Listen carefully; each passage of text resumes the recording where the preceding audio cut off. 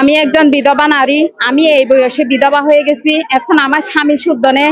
আমি অনেক কষ্টের বিনিময়ে জায়গা নিছি। এখন আমার 4টা বাচ্চা, সবাই স্টুডেন্ট। এখন আমার এই বয়সে আমি কোথায় যাব? আমার বাবাও নেই, মাও নেই।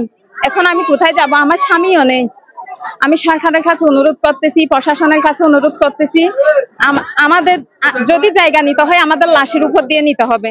মাস আসতে না আসতে আমাদের লোমের মধ্যে পড়ে যেতে হয়, কিস্তির মধ্যে পড়ে যেতে হয়। এখন কি আমাদেরকে কি ঘর সামলাবে, নাকি বউ বাচ্চা সামলাবে, নাকি এই ক্রাইসিসের মধ্যে আমরা এগুলো সামলাবো? এইটা কিন্তু অনেক আমাদের উপরে অন্যায় হচ্ছে, জুলুম হচ্ছে। আমাদের চাওয়া হচ্ছে আমাদের জমি আমাদের ফেরত দিতে হবে। ওনারা যদি বলে ওনাদের সম্পদ থাকে, তাহলে ওনাদের থেকে আমাদের জায়গা জমি খতিয়ান দেখতে হবে।